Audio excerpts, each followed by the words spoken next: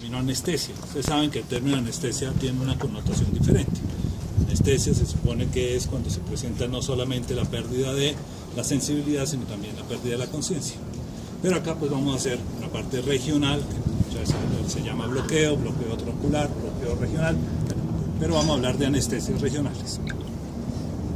¿Por qué no se hace casi anestesia general en los bovinos? Por varias razones. Uno, por un rumen, habría que ponerlos a dietas prolongadas que usualmente van en contra de la producción. Si yo quiero hacer una vaca en producción, le hago una dieta de 36 horas, o sea, una dieta de 12 horas no hace ningún efecto en el rumen, necesita usted 36, 48 horas, la producción se cae. Y como el uso del animal es para producir, pues no se justifica. Otra razón es que una vez anestesiado el animal, en el momento que cae, se desacomoda el rumen, sobre todo si tenemos que colocarlos en posiciones de decúbito dorsal. Entonces tenemos dos problemas. Uno, el rumen se desplaza hacia dorsal, presiona los vasos sanguíneos y entonces el retorno venoso se ve comprometido.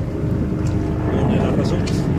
La otra es que se relajan los esfínteres y entonces hay el riesgo de que se presente regurgitación y un alto riesgo de que haya broncoaspiración. Entonces, esas son básicamente las razones por las cuales no se usa, no es que no se pueda, sino se usa muy poco la anestesia general. Lo otro son costos.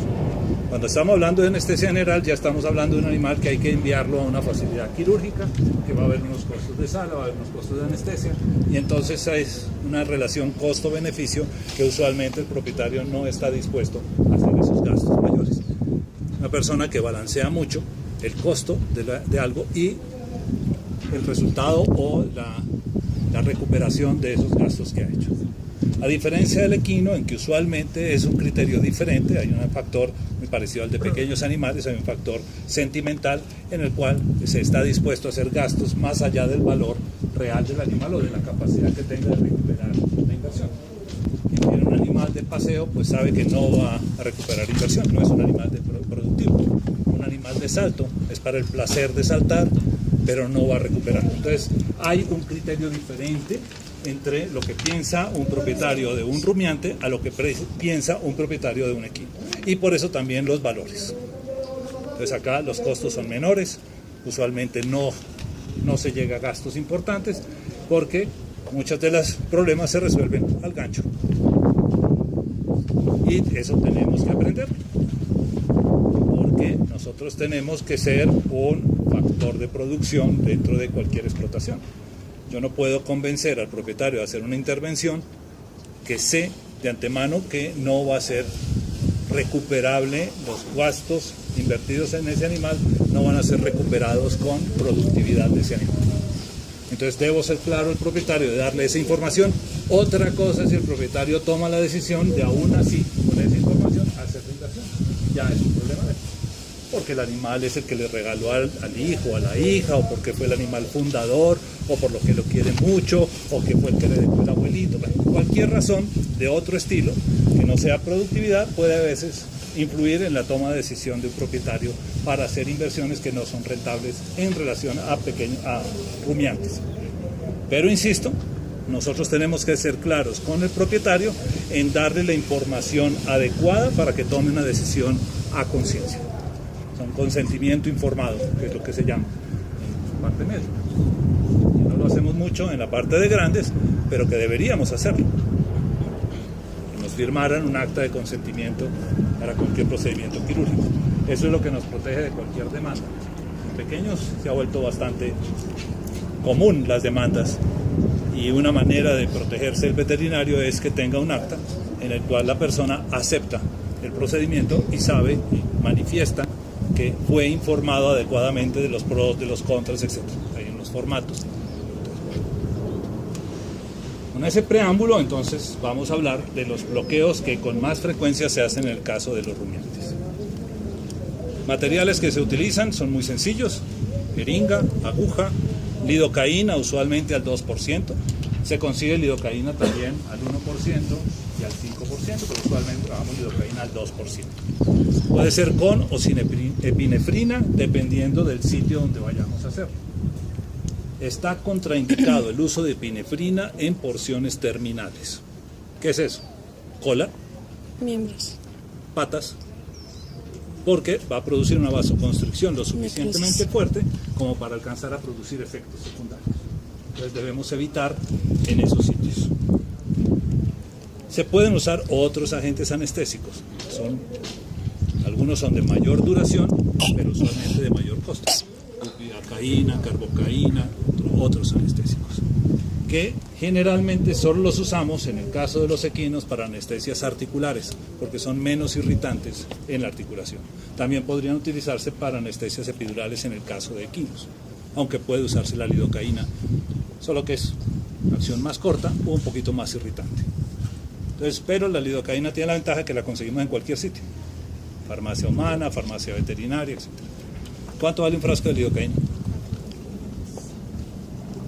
Más o menos 4, 5.000, 8.000, depende de la marca. ¿Cuánto vale uno de carbocaína, por ejemplo? O bupivacaína. El de lidocaína viene de 50 centímetros. Bupivacaína ese viene de 10 centímetros. Y puede costar más o menos 25, 30 mil pesos. Entonces fíjense la diferencia, que sí es más eficiente para ciertas cosas, pero el costo es mayor. Bueno. Ahora, puede que no lo diga en el momento que explique uno de los bloqueos, pero siempre implicará una desinfección local. No necesariamente hay que afeitar, la mayoría de las veces no se afeita, depende también de para qué se vaya a hacer la intervención, y todos son subcutáneos a no ser que diga lo contrario. ¿De acuerdo? Entonces vamos a empezar por los bloqueos de la cabeza. Vamos a hablar del bloqueo del nervio cornual, que se utilizará para el descornio. Puntos de referencia, y esto es muy importante que tienen que tenerlos claros, porque no solamente es una posición anatómica, sino también una profundidad en que se hacen los bloqueos. Entonces, se mira canto lateral del ojo, base del cuerno, buscamos un punto medio entre los dos, y aquí hay una cresta. Es una cresta del frontal. Entonces, acá en este sitio, inmediatamente debajo de esa cresta, entramos la aguja, más o menos entre medio a 1 centímetro, y ahí colocamos de 3 a 5 centímetros de lidocaína. ¿Qué pasa si la entran 1 centímetro, centímetro y medio? En este sitio, acá está la cresta y acá viene el músculo temporal. Ese músculo temporal tiene una fascia acá. Entonces, si usted entra mucho la aguja, atraviesa esa fascia y va a colocar el anestésico aquí detrás. Y ese es otro principio de los anestésicos locales. No se difunden a través de fascias. Entonces, si usted lo coloca por detrás de la fascia, no va a afectar el nervio que va acá. Y entonces no se logra la anestesia. Entonces, por eso es muy importante los dos puntos de referencia, la cresta, y que sea ahí inmediatamente debajo de esa cresta.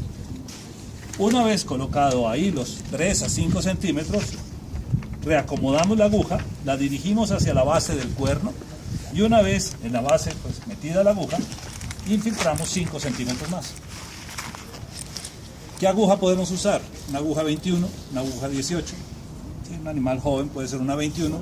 En los animales adultos la piel es un poco gruesa, a veces la 21 se le dobla a uno, pero con una aguja 18 pueden hacerlo. De pulgada y media, no necesitan algo más largo, pero si tienen algo más largo, a veces para este bloqueo es bueno. En algunos animales, la base del cuerno, sobre todo los de tipo Bos indicus, la base del cuerno, en animales adultos, la base del cuerno es muy grande. Entonces este bloqueo afecta muy bien o controla muy bien la sensibilidad de esta parte, pero en la parte caudal puede haber algunas ramas de los primeros nervios cervicales que generan sensibilidad ahí. Entonces puede ser útil hacer una infiltración subcutánea en la parte posterior del cuerpo. 5 centímetros. ¿Queda claro? Entonces acá estamos bloqueando la rama cornual del nervio cigomático. Entonces, para el bloqueo, obviamente se hará bilateral. En este caso, el sitio del bloqueo no es necesario afeitar, pero pues sí, cuando hablemos de la intervención, pues el área operatoria pues habrá que prepararla, afeitarla, depilarla adecuadamente. ¿Listo? Primero. Nervio supraorbitario. Entonces, buscamos acá el borde de la órbita, si ustedes palpan, y ahorita lo van a hacer, acá hay como una hendidura, y a este nivel de la hendidura van a sentir como un pequeño orificio. Hay que presionar un poquito y ahí sienten el orificio. Entonces, acá se puede bloquear el nervio supraorbitario. En el caso del bovino no tiene mucha importancia, rara vez lo usamos, pero estaría indicado para cirugías como trepanación del seno frontal. ¿Y por qué rara vez hacemos trepanación del seno frontal? Porque lo normal es que solamente se justifica cuando al hacer un descorne hemos tenido complicaciones con el descorne, se nos hizo una sinusitis del frontal y necesitamos drenar el seno frontal. Eso rara vez lo hacemos, pero puede ser necesario. Entonces, supraorbitario, 3 centímetros de lidocaína colocados ahí. Si logran entrar en el huequito, mejor. Recuerden que siempre por esos orificios no solamente sale el nervio, sino también sale una arteria y una vena. Así que es factible, si tienen buena puntería, de que meten la agujita y sale sangre. Si pasa eso, no retiren la aguja. Simplemente las desplazan un poquito y la reacomodan. Porque si la sacan y vuelven a chuzar, pues el animal se va a defender, se va a mover otra vez, entonces puede ser más difícil. El momento que más duele, que más molesta, es la entrada de la aguja. Ya después adentro realmente el animal no molesta mucho, entonces hay que aprovechar. Si ya logró meter la aguja, pues aproveche y busque el sitio, pero no saque y vuelva a meter. Va a molestar el paciente. Entonces, supraorbitario. Infraorbitario. Entonces, buscamos acá. Acá está una cresta facial, tiene acá el borde más rostral de la cresta facial, y aquí pasan el dedo y ahí encuentran un pequeño orificio, una pequeña depresión, es el agujero infraorbitario. Entonces acá, obviamente puede ser lado derecho o izquierdo, ahí bloqueamos en la misma forma. 3 centímetros de lidocaína, tratando de entrar en el agujero. ¿Para qué sirve? Preparación del seno maxilar, tampoco lo hacemos mucho en el bovino, y podría servir para hacer cualquier intervención en los premolares. Poco uso, pero mentoniano. El mentoniano sí se usa un poquito más. En terneros, algunas veces se enreda la jeta en una pesebrera o en el sitio donde colocan el balde para que beban, y se presentan fracturas de la parte anterior, una fractura de la sínfisis mandibular. Entonces, una de las técnicas que se hace ahí se llama una imbricación o una sutura con alambre, una sutura con alambre de la sínfisis, pero pues hay que insensibilizar la zona. ¿Me sostienes uno aquí, por favor? Suave. Entonces, acá, si ustedes pasan los dedos en esta parte de la mandíbula, van a encontrar aquí, en este sitio, una pequeña depresión. Entonces, ese es el agujero mentoniano, y en este caso, si es una ruptura de aquí de la sínfisis, pues tendremos que hacerlo bilateral. Podemos bloquear 3 a 5 centímetros de lidocaína en el agujero mentoniano. El mandibular no lo hacemos, muy rara vez. Entonces no voy a hablar del mandibular. ¿Listo hasta ahí? Profe, utilizó de 3 a 5 por tamaño. Sí, más o menos 3 a 5. Luego una preguntita. Sí. Digamos ahí cuando le hacen el bloqueo, ¿sí? Pero y el animal se pone muy tranquilo, se tranquiliza. Sí, puede ser. Profe, ¿cuánto En dura? general, voy a contestar, en general, prefiero hacer primero el bloqueo antes que la tranquilización, en general, salvo que el animal sea muy indócil. ¿Por qué? Porque ¿con qué tranquilizamos usualmente? Silacina. La silacina tiene, además de ser un muy buen tranquilizante, es un potente analgésico de corta duración, pero un potente analgésico. Entonces, cuando pongo silacina y después hago el bloqueo y pruebo el bloqueo, muchas veces la prueba sale como un buen bloqueo, pero más por el efecto de la silacina que porque me haya quedado bien el bloqueo. Entonces, si es factible, si puedo manejar el animal, prefiero primero hacer el bloqueo, reviso que haya sido efectivo y después tranquilizo. Entonces, pero no siempre se puede. Ahora, siempre está por primera cuidado su seguridad. Por segundo cuidado, su seguridad. Por tercer cuidado, su seguridad. Y después sí, el animal. Nadie les va a pagar a ustedes una incapacidad.